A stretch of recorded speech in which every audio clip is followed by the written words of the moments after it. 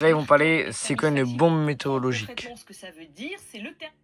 Putain, merde, j'ai fait de la merde. Désolé, les gars. Pardon, sur la pointe bretonne en ce moment. Et on va aller tout de suite retrouver Laura Cambo. Vous êtes à Granville. Les vents s'accélèrent également, c'est ça, Laura? Oui, tout à fait. On est autour de 80 km/h, relevé il y a quelques instants. Mais en effet, Météo France prévoit que ça ira beaucoup plus loin, jusqu'à 130 km/h de rafales de vent qui devraient être enregistrées. On sera en vigilance orange à partir de minuit. En effet, ce phénomène, il va s'accélérer tout au fil de la nuit.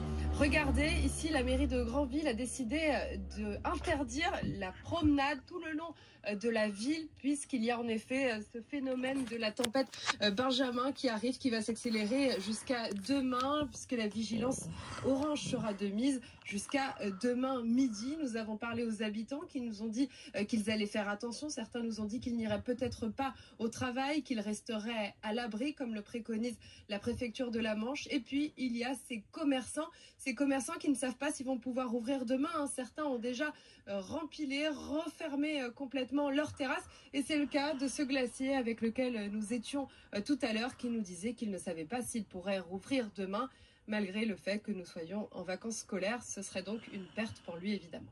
Merci beaucoup, Laura, avec Valentine Ribes à la caméra. On le disait donc, 19 départements en vigilance orange, le reste de la France en vigilance jaune. Vous le voyez sur la carte, on parle d'une bombe météorologique. Marquet, vous êtes collé au tableau, vous allez rejoindre Samy Sfaxi. Racontez-nous, c'est quoi une bombe météorologique? En fait, ce qu'il faut comprendre, c'est que depuis plusieurs jours, on a un véritable rail dépressionnaire qui traverse l'Atlantique. On a aussi ce qu'on appelle le courant de jet. C'est le courant de vent qui circule dans la haute troposphère entre 8 et 12 km d'altitude. Et pour le coup, en fait, ce qui se passe, c'est que les vents soufflent à près de 300 km par heure en altitude. Et en fait, dans ce courant de jet, eh bien, se forment des dépressions qui circulent les unes derrière les autres. Et on a donc ce qu'on appelle cette bombe météorologique. Donc à la base, c'est une dépression. On a assisté à sa naissance et à présent on assiste à son creusement. Et en fait, parce que cette dépression va perdre 24 hectopascales, voire plus, en l'espace de 24 heures, eh bien on peut parler de bombe météorologique ou de cyclogenèse explosive. Donc on assiste à un creusement extrêmement rapide avec restez chez vous demain, je vous conseille. En son centre, et donc ça provoque à la fois dites-moi dans les commentaires ce que vous pensez de cette tempête. Dans les terres, puisque toute la France est concernée. Et alors justement, Marc, des mots où vous êtes bien, quand vous êtes dans quelle ville, vous êtes où, dans quelle région? Dites-moi dans les commentaires. Alors d'abord les côtes de la Manche, dès minuit le département de la Manche est placé en vigilance orange, des rafales de vent qui pourraient approcher localement les 130-140 km par heure. On va se rapprocher pour que vous puissiez bien voir les valeurs de vent. Il y a également dès 6 heures demain matin le Nord, le Pas-de-Calais, la Somme, les départements de l'Ouest et du Sud-Ouest, entre la Vendée, les Deux-Sèvres jusqu'au Pays Basque. Sur ces zones en fait, sur la partie côtière, on s'attend à des rafales de vent proches de 120 à 130 km par heure, mais dans les terres, les rafales de vent pourraient approcher les 100 à 110 km par heure. Et puis ensuite, les vents violents vont se décaler vers l'Aude, vers les Pyrénées-Orientales en fin de matinée demain, puis vers la Corse à partir de la mi-journée. Et alors, vous nous l'expliquez tout à l'heure également, Marc, des vents de 80 à 100 km/h dans les terres, ça peut provoquer d'importants dégâts. L'ouest du pays n'est pas seulement concerné. Exactement, parce qu'en fait, on a ces 19 départements qui sont placés en vigilance orange, mais tout le reste de la France est placé en vigilance jaune, avec des rafales de vent dans les terres qui pourraient localement approcher les 80 à 100 km par heure. Donc c'est quand même considérable. Pourquoi? Parce qu'en fait, après 15 jours de temps sec, on est entré dans une période beaucoup plus humide depuis dimanche dernier. Les sols sont à présent donc très humides. En tout cas beaucoup plus qu'ils ne l'étaient auparavant. Et puis les arbres sont encore en feuilles en cette fin d'octobre. Il y a donc beaucoup de prises de vent. Les arbres sont beaucoup plus lourds avec les feuilles. Et donc pour le coup, ces rafales de vent, même à 80, même à 90 km par heure, eh bien, peuvent faire plier les arbres. Donc on peut craindre des dégâts. Est-ce qu'on peut s'attendre également à ces images que l'on a vues, notamment ces mini-tornades qui se sont formées, cette tornade même qui s'est formée il y a 2 jours dans le nord de l'Île-de-France? Alors ce qui se passe, c'est qu'on a aussi un front très actif, très pluvieux qui va balayer la France. Et puis après le passage de ce front, on a à nouveau des averses orageuses, oui, qui vont circuler dans l'ouest et dans le nord-ouest du pays. Et donc en effet, lorsqu'on a de l'air chaud et humide dans les basses couches et de l'air beaucoup plus froid en altitude, parce qu'on a derrière le front de l'air polaire maritime qui va extrêmement impressionnante d'ailleurs. Exactement. D'ailleurs, sur cette tornade qui a balayé le Val d'Oise, on considère, en tout cas avec les premières remontées de terrain, que c'était sans doute sur l'échelle de Puget améliorée une tornade de niveau EF2 voire EF3, ce qui veut dire que au moins les vents ont atteint localement des rafales comprises entre 175 et 220 km/h. En soi, c'est pas étonnant lorsqu'on voit que ces vents ont plié 3 grues. Et puis on rappelle surtout le bilan humain très lourd. Hein. Une personne a été tuée. 4 blessés en urgence absolue. Hein. C'était donc une tornade qui a fait donc des victimes. La dernière tornade qui avait fait des victimes, c'était en 2008. Donc ça remonte. Merci Marc. Prudence donc maximum bien sûr dans les prochaines heures, Julie. Donc, si on récapitule, de très fortes rafales de vent, Éléonore Bocara, des grosses vagues attendues sur le littoral atlantique, des pluies importantes, et l'épisode le plus fort sera aux alentours de 7 h du matin. Ça va s'accentuer tout au long de la nuit. À 7 h du matin, demain, on sera, au maximum de cette tempête Benjamin. En tout cas, pour la plupart des départements qui sont concernés par cette vigilance orange, puisque vous voyez qu'il y a une certaine chronologie. Hein. Certains sont concernés, comme le disait Marc, dès ce soir, dès minuit, mais c'est vrai qu'on va avoir une intensité particulière qui aura tendance à se renforcer à partir de 6-7 heures du matin. Donc il faudra vraiment rester prudent tout au long de la journée. Alors encore, ça peut durer encore plus longtemps. Hein. Au niveau des rafales qui sont attendues, ça pourrait durer vraiment jusqu'en fin de journée, peut-être dans la soirée. Et puis à noter, on évoquait donc ces phénomènes tourbillonnants qui peuvent venir et qui peuvent venir après le passage du front, parce qu'on peut se dire, bon, la tempête est passée, quelque part le plus gros est passé. Mais derrière, il faut rester prudent. C'est ça, il y a ce qui s'appelle la traîne, hein, quand on a finalement le front d'une perturbation qui va passer. Après, on appelle ça souvent, vous pouvez l'entendre dans les bulletins météo, en disant un ciel de traîne, voilà, c'est ce qu'il y a après le passage de la perturbation. Mais il faut savoir que cette traîne peut être particulièrement active. Elle peut être avec des averses orageuses, et c'est particulièrement dans cette traîne-là qu'on pourrait avoir possiblement, c'est possiblement attendu, notamment demain, peut-être après-midi, après le passage, des phénomènes tourbillonnants sur la moitié nord particulièrement. Donc, Gaël Musquet, on est donc en vigilance orange dans 19 départements. On a toujours du mal, alors il y en a beaucoup des vigilances orange au cours de l'année, on a du mal à évaluer concrètement, quel comportement doit-on adopter? Est-ce qu'on a le droit de sortir de chez soi? Peut-on aller au bureau si on doit passer par une route où il y a beaucoup d'arbres?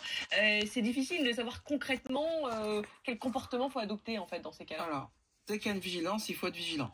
Et donc, en fonction du niveau de cette vigilance, évidemment, jaune, orange, rouge, on va devoir adapter son comportement. Si on n'a pas de nécessité de sortir, si on peut décaler une sortie, on la décale. Pour les employeurs, si vous avez la possibilité de faire télétravailler vos salariés, vous le faites. Si vous avez la possibilité de les héberger, parce que l'événement, il peut survenir aussi en fin de journée.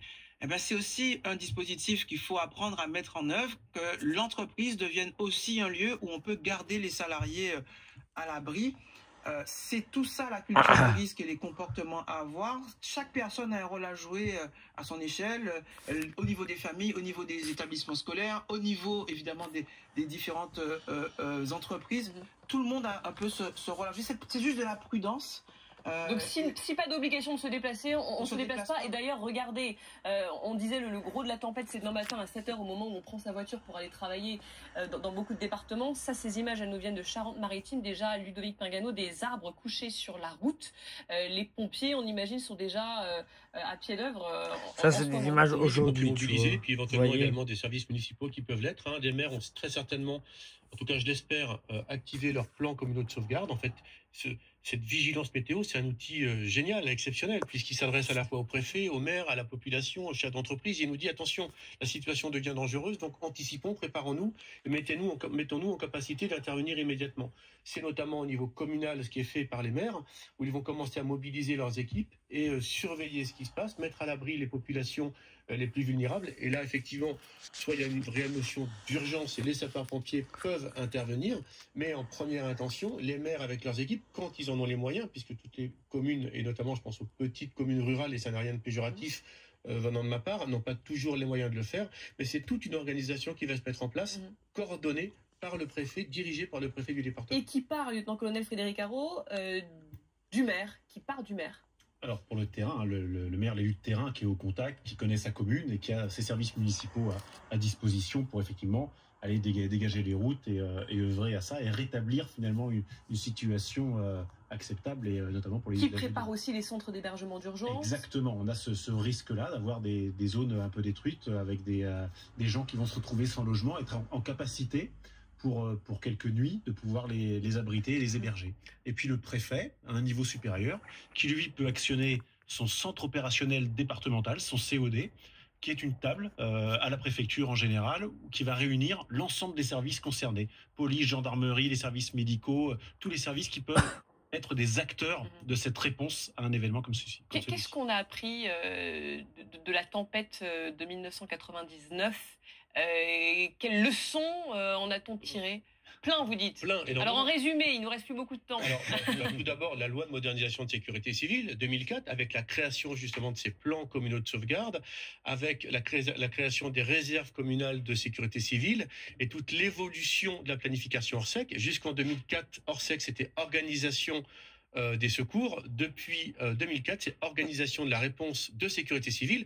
Et puis, imaginons que demain, ce soit organisation de la réponse en situation exceptionnelle de crise, ce qui montrerait bien que là, on arrive à mobiliser des acteurs qui vont bien au-delà de ceux de la sécurité civile. C'est vraiment quelque chose d'extrêmement complet qui se met en place et qui s'organise et qui progresse. Les dernières infos, peut-être avec vous, Marc Hay, donc ce soir. C'est pas une petite tempête, hein. Il faut quand même rester prudent parce que là, on voit les premières images de ce qui se passe en Charente-Maritime. Les vents ne soufflent qu'à 70-80 km par heure dans l'intérieur des terres pour l'instant. Et on voit très bien déjà les effets de ces rafales de vent sur la végétation. Je vous le disais, les arbres sont encore en feuilles. Donc, on est encore même pas dans le dur. Les rafales de vent en Charente-Maritime pourraient approcher sur le littoral 130, 140 km par heure, dans les terres 100, 110, 120 peut-être. Donc, la nuit va être longue et il faudra rester prudent demain. Et on refera un point aux alentours de 23h30. Je vous fais veiller tard ce soir, puisque on le voit, les vents déjà s'accentuent. On va suivre je referai une vidéo à 23h30 pour cette situation. À tous les 6, mais dites-moi dans les commentaires d'où vous venez, envoyez-moi des vidéos si vous pouvez. Un homme de Je 82 voudrais ans voir et une comment femme de c'est chez 60 vous, ans ça ont été mis en s'ouvre examen pour ou pas. séquestration avec Envoyez-moi, torture n'hésitez d'une pas à envoyer femme des pendant vidéos et 5 ans. parler Ça dans les s'est passé à commentaires. Saint-Molf. Et vous Plus abonner. précisément, on en parle avec nos invités. Ça fait évoluer Dominique la Rizet va chaîne. nous raconter tout ça dans un Voilà. instant, mais juste avant,